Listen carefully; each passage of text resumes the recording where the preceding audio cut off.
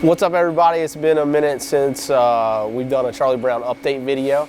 So our boy Caesar has just wore us out and wanting updates. So this is for you, bud.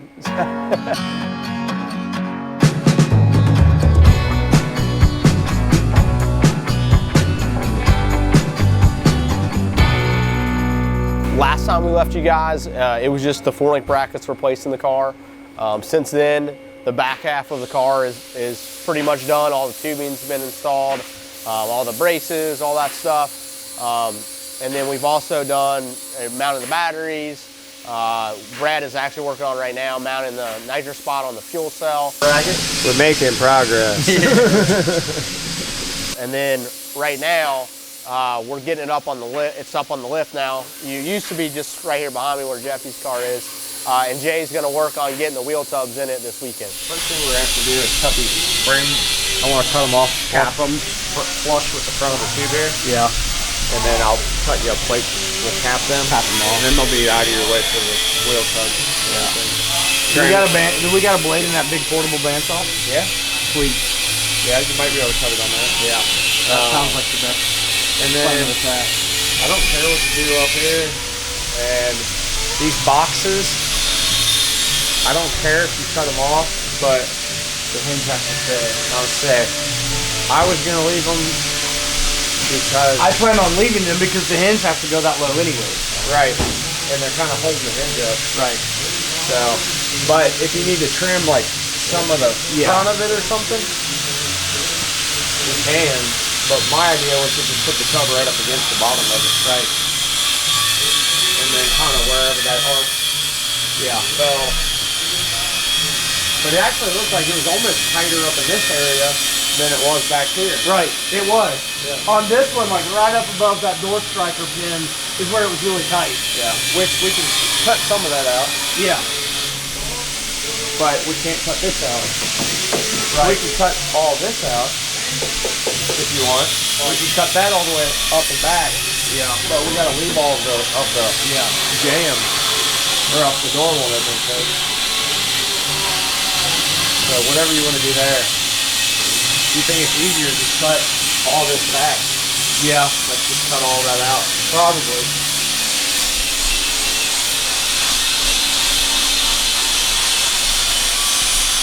I mean, this is gonna be the worst area. Yeah, you can only go as far back as this guy. Right. So it doesn't make sense to.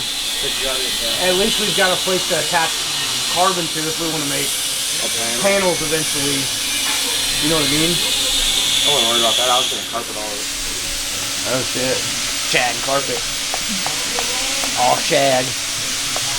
I mean, if we're gonna go that route, we're gonna get them little dingleberries and hang around the upper perimeter. We're gonna go straight Cheech and Chong on them. Tan-colored dingleberries all the way around. I love it. Oh wow, hey, I really like your car, man. Oh, you do? Wow, did you do this yourself? Yeah, I customized it myself. So we had a lot of work to do to get all the wiring and all that stuff done. So we enlisted some help from some friends. Martin Conley came up, which Martin is, you know, a really good trusted friend. He came up to help with the wiring. So what he did is he actually mapped the car. We mapped the car out just on a poster board. We measured stuff, all that, so that he could actually build the harness at his house. So he took our Haltech harness to his house and started building it out for, you know, to what we wanted to do with it. And then this car will have pretty much every sensor that Low Dollar Motorsports makes, along with Haltech. It will be, you know, equivalent to.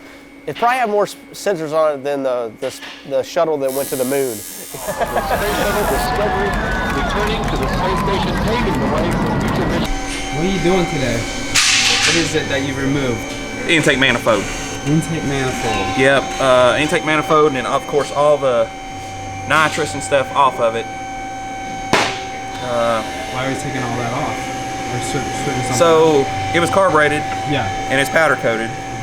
So in order to go to the fuel injection, we got to have bungs welded on just above the nitrous bungs. So they got to take it. We got to take it off to have it stripped. Then Brad will machine the holes. Yeah. And Jason will go in and weld the new bungs on for the fuel injection. Gotcha. And of course now, instead of the carburetor, it'll have that. And then we'll put the nitrous system back on. and instead of it being a wet system, it will now be a dry system. Okay.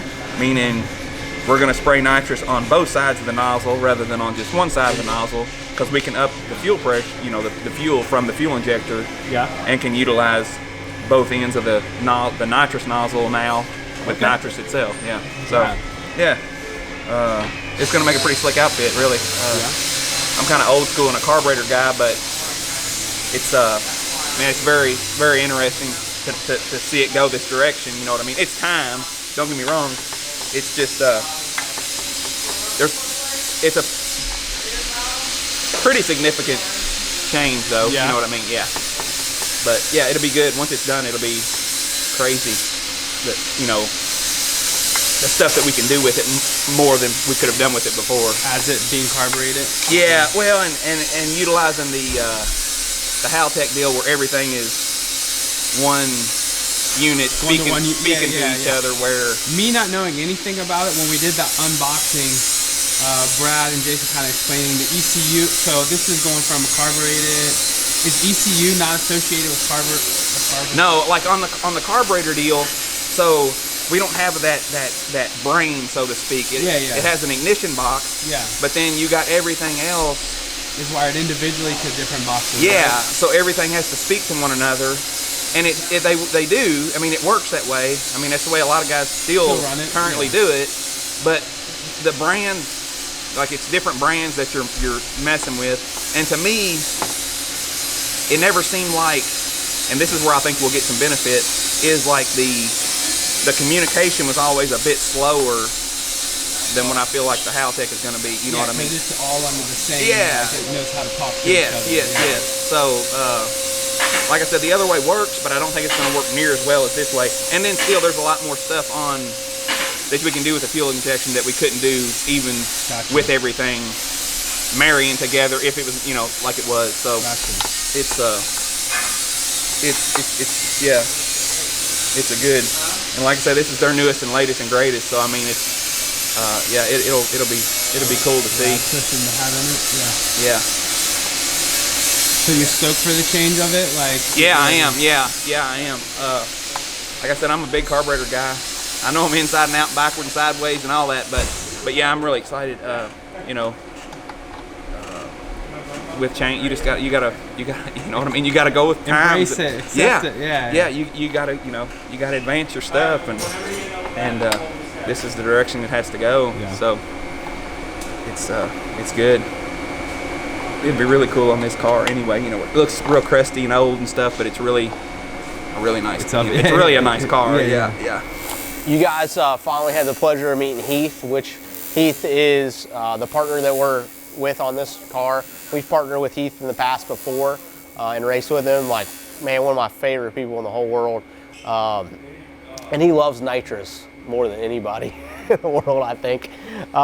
So Heath came up, helped pull the engine apart since the motor is Heath's. So we pulled the intake and everything like that off of it.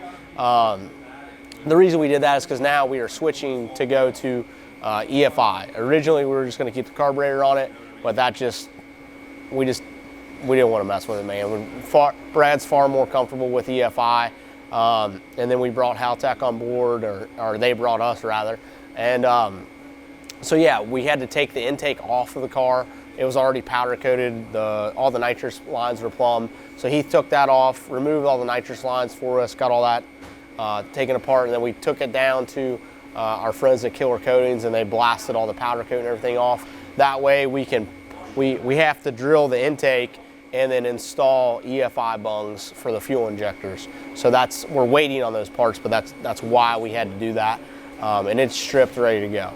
We also we got a new hood for the car, because before with the carburetor it had a big Lexan scoop on it, and we're not going to need any of that now. And so Brad measured the hood, and we got a 4-inch cowl, which kind of works out really close to the throttle body being right under that. So we're going to cut a hole and trim it just so there's a circular hole for the throttle body, and get all that good to go. Right now we probably won't have time to paint it, but it definitely needed a new hood so we don't have that big old gaping hole in it. Once you cut a hole in it, see if it fits.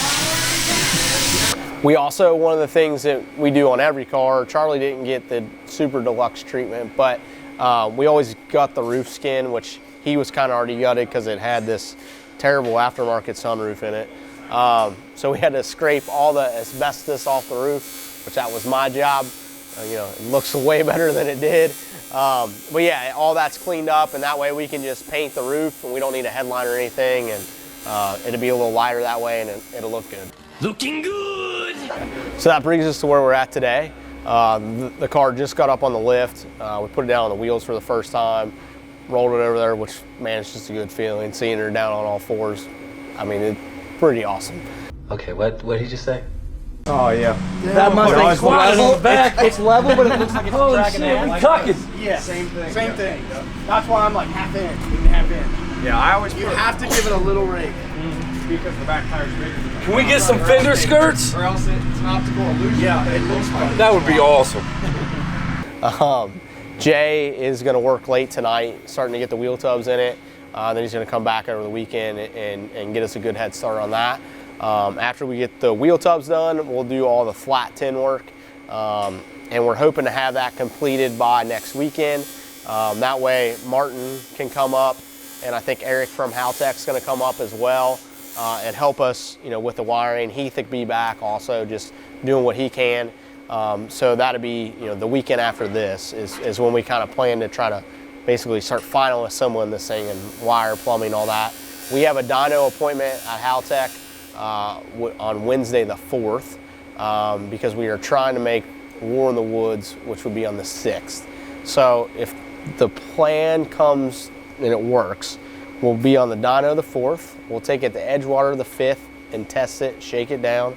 As long as everything goes good, we will pull into the racetrack War in the Woods that Thursday night and park, and Friday she'll be ready for battle.